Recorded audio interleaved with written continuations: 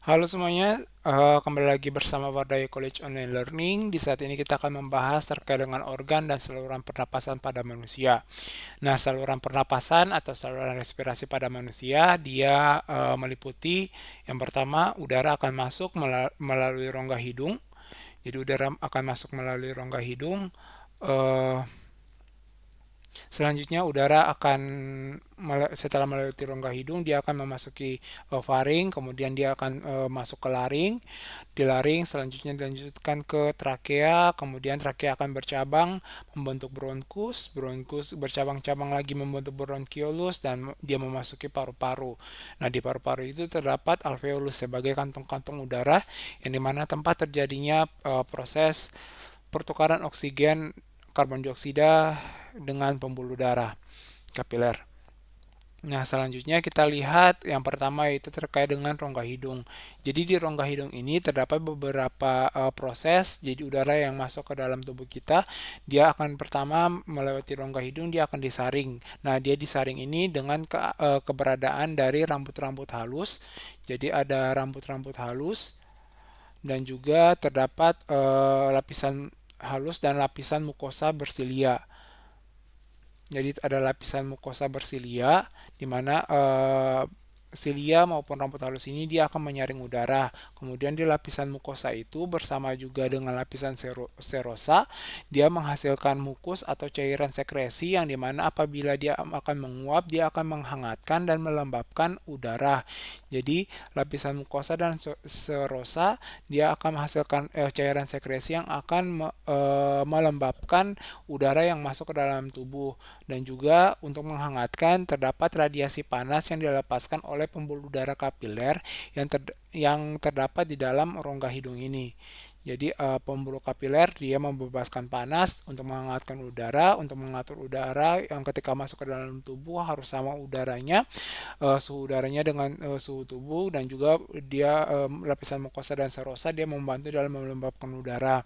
Nah, selanjutnya di rongga hidung juga terdapat mematikan kuman.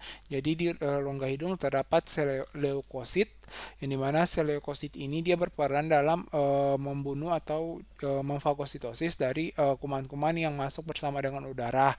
Nah, di rongga hidung juga terdapat indera penciuman.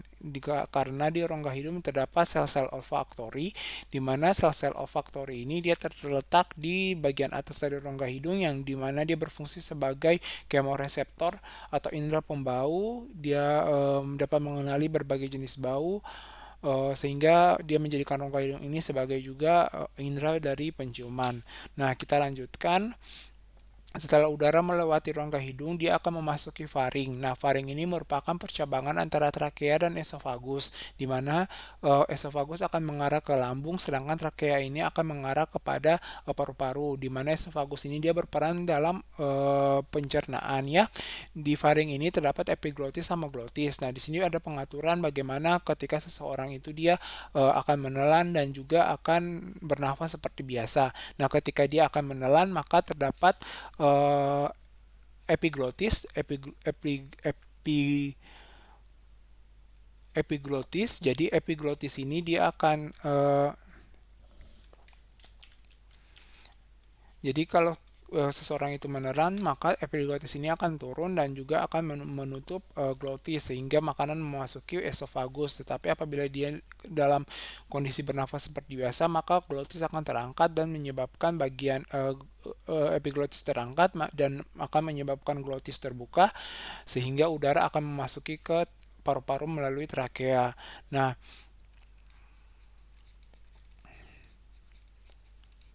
Nah, di laring ini selanjutnya memasuki laring. Nah, laring ini dia tersusun atas tulang rawan, ligamen dan juga membran membran pita suara. Nah, terdapat jakun untuk pada pria, kemudian epiglotis dan juga pita suara.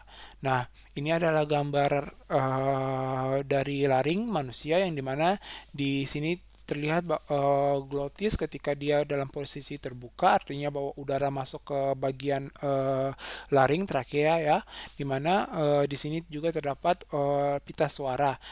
Nah, yang membantu kita untuk menghasilkan suara ketika pita suara ini bergetar. Kemudian apabila glotis ini menutup yang disebabkan oleh penurunan dari epiglotis sehingga glotis ini menutup dan makanan dan udara tidak dapat masuk ke dalam glotis dan makanan yang kita telan malah masuk ke dalam esophagus, tidak masuk ke dalam trakea kita.